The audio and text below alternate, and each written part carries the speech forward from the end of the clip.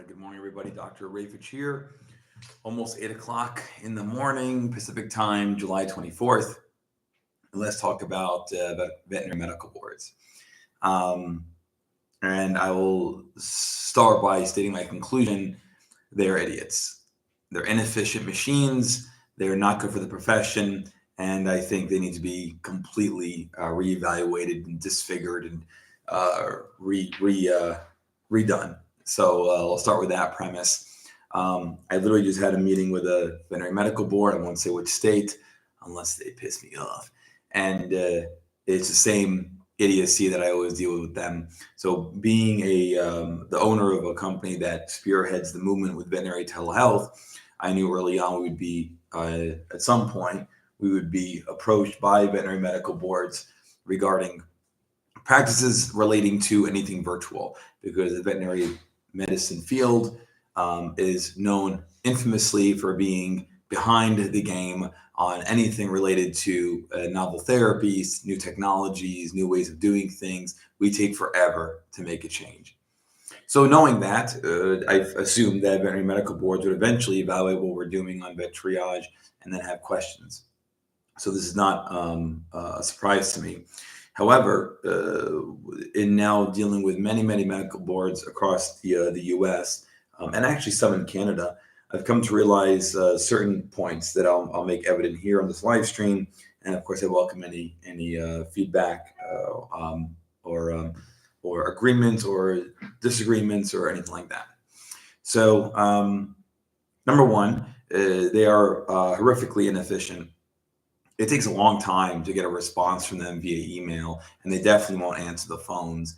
And if they do answer the phone and allow you to leave a voicemail, they're not returning your call. This happens many times.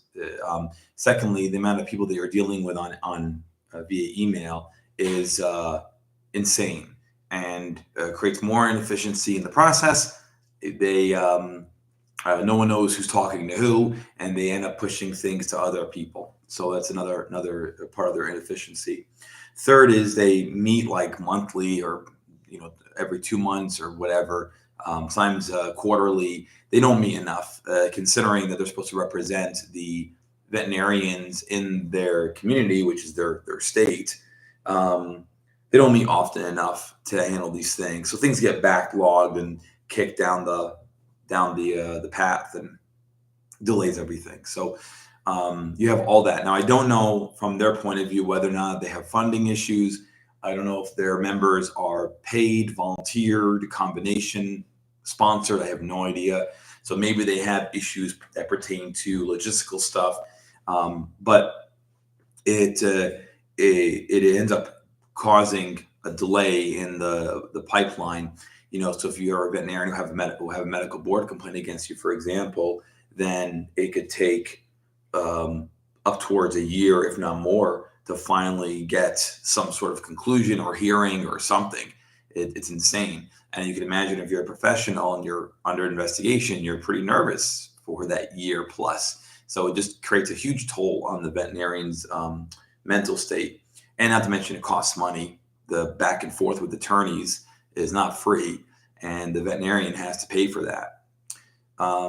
But in other cases where it's simply an application problem, maybe a clerical error or a missing document or somebody dropped the ball, same thing. It takes months. I have dealt with medical boards where I applied for licensure 3 years ago, and then now we're finally having a meeting about why the application, where they dropped the ball on the application process. It takes years to finally get a meeting on video for like an hour to discuss something that could have been handled with a phone call. Just the dumbest process. And then otherwise, the way that they speak to you, they'll speak to you on these video calls in a way to sort of kind of quietly bully you, try to interject terminology, words that you maybe don't notice, or you do notice, but you're too nervous to speak up. And so they really don't have the good intentions. In fact, if you look at the veterinary medical board's websites, they will frequently say something like, "We're here to protect the consumer from the veterinarian."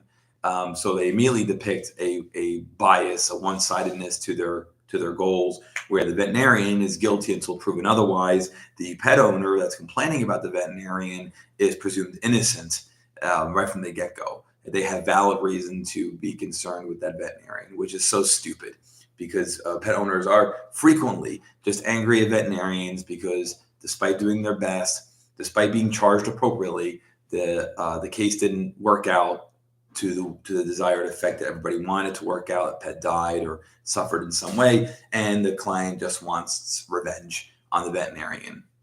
So it's often the case that's the problem.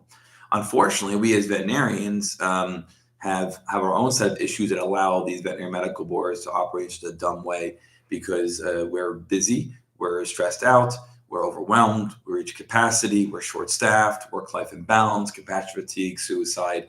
All these things are factors in the veterinary field, combined with the fact that the veterinarians are so scared of losing their license or being suspended or whatever, that they're willing to do anything and everything they can to suck up these medical boards.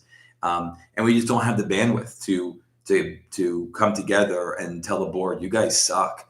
Your point of views on things are bad. You don't represent the community well. You don't meet often enough. You're inefficient. We don't see action being taken.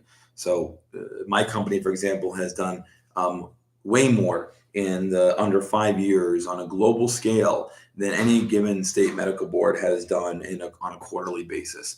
They just move so slow, and they're so dumb and archaic and all that. So that's my stance on veterinary medical boards. Let me see something good about them. Let me see.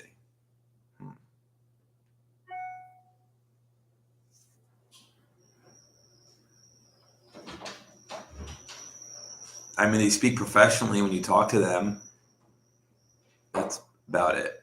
So that's where it ends. They need to be changed, and that's how it is. The profession is at a disadvantage with them being in existence, and they basically just process applications, take money, and anything that is challenges them, they're threatened by it, and they just delay it as much as they can with a bunch of crap in between. So that's veterinary medical boards for you. You guys suck, and I'd love to be proven wrong. I'd love for them to actually improve and be good for the profession. Unfortunately, companies like mine have to stand up and fight for the profession and for pet owners, because we move way faster, we're way more progressive. We know what's going on the floor, whereas these folks are just distant.